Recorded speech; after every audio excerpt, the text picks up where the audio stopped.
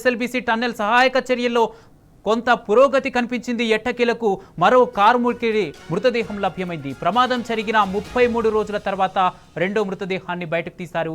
Conveyor బెల్ట్కు 50 మీటర్ల దూరంలో dead body లభించింది. మినీ హిటాచితో మట్టి తవ్వుతుండగా మృతదేహం లభ్యమైంది. మృతుని యూపీకి చెందిన ప్రాజెక్టు ఇంజనీర్ మనోజ్ కుమార్ గా గుర్తించారు. డెడ్ బాడీని నాగర్ కర్నూలు ప్రభుత్వ ఆసుపత్రికి తరలించారు. పోస్టుమార్టం తర్వాత మృతదేహాన్ని కుటుంబ సభ్యులకు అప్పగించనున్నారు. ఇప్పటి వరకు 2 కార్మికుల మృతదేహాలు దొరకగా మరో 6 ఆచూకీ కోసం సహాయక చర్యలు కొనసాగుతున్నాయి.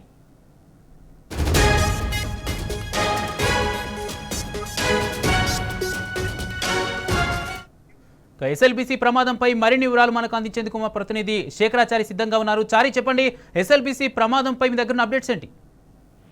కుమార్, ఎస్ఎల్బీసీ టన్నెల్లో 32వ రోజు మరొక మృతదేహం అంటే రెండవ మృతదేహం ఈ రోజు లభ్యమైంది. దానికి సంబంధించి అతని మృతదేహాన్ని టన్నెల్ నుంచి బయటకు తీసుకొచ్చారు. అయితే ముందస్తుగానే ఆ మృతదేహాన్ని ఎవరనేది కూడా ఐడెంటిఫై చేసినటువంటి పరిస్థితి. ఇతను మనోజ్ కుమార్ గా 51 సంవత్సరాలు ఉంటాయి. మనోజ్ కుమార్ గా గుర్తించారు. అతని స్వగ్రామం వచ్చేసి బంగారు మావు, జిల్లా వచ్చేసి సఫీపురా ఉన్నావు, రాష్ట్రం ఉత్తరప్రదేశ్ చెందినటువంటి ఇతను జయప్రకాష్ అసోసియేట్స్ కంపెనీలో పనిచేస్తా ఉన్నాడు. ఇంజనీరింగ్ గా గుర్తించినటువంటి పరిస్థితి. అయితే మొత్తంగా చూసినట్టయితే 32 రోజులు అంటే గత నెల 22వ తేదీన జరిగినటువంటి ఇన్సిడెంట్ 9వ తారీఖు, ఈ నెల 9వ తారీఖున ఒక మృతదేహం గుర్తించినటువంటి పరిస్థితి. మరొక మృతదేహం ఈ రోజు గుర్తించారు. అయితే ఆ మృతదేహాన్ని టన్నెల్ నుంచి బయటకు తీసుకొచ్చి హుటాహుటిన అప్పటికే సిద్ధం చేసినటువంటి అంబులెన్స్ ద్వారా నాగర్ కర్నూలు ప్రభుత్వ ఆసుపత్రికి తరలించారు. గత కొద్దిసేపటి క్రితమే ఇప్పుడు కలెక్టర్ కూడా, స్థానిక కలెక్టర్ బదావ సంతోష్ కూడా మాట్లాడిన పరిస్థితి. అయితే మృతదేహాన్ని ఐడెంటిఫై చేశాం. దానికి సంబంధించి వాళ్ళ కుటుంబ సభ్యులకు అప్పచెప్పేస్తాం. ఒక 25 లక్షలు ప్రభుత్వం నుంచి కూడా వాళ్ళ చెక్కును అందజేస్తాం. దీనికి సంబంధించి పోస్టుమార్టం మార్టం అనంతరం మృతదేహాన్ని వాళ్ళ స్వగ్రామైనటువంటి ఉత్తరప్రదేశ్ కు ఒక రెవెన్యూ అధికారి, ఒక వైద్య అధికారికి సంబంధించినటువంటి ఒక 3 టీములు కూడా పంపిస్తామని చెప్పేసి కలెక్టర్ చెప్పినటువంటి పరిస్థితి.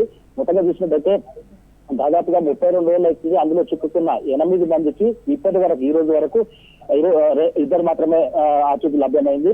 ఇంకా 6 మంది కోసం అన్వేషణ కొనసాగుతుందని చెప్పేసి అధికారులు చెప్తున్నటువంటి పరిస్థితి కనిపిస్తా ఉంది. మొత్తంగా చూసినట్టయితే 32 రోజుల నుంచి కూడా ప్రతినిత్యం కూడా 5 షిఫ్టులుగా 12 బృందాలు రెస్క్యూ టీంలు నిరంతరంగా పనిచేశాయి.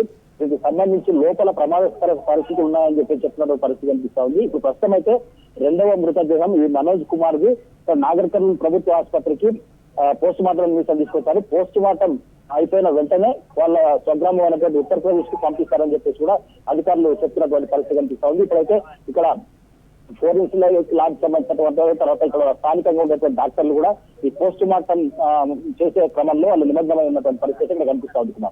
అయితే చారి, 33 రోజుల తర్వాత రెండో మృతదేహాన్ని బయటకు తీశారు. మరి ఇక్కడి నుంచి ఏమైనా సహాయక చర్యలు ఏమైనా ముమ్మరం చేసే అవకాశం ఉందా? మిగతా మృతదేహాలను ఎప్పటికల్లా బయటకు తీసే అవకాశం ఉంది? ఆ చర్యలు ఎలా కొనసాగుతున్నాయి?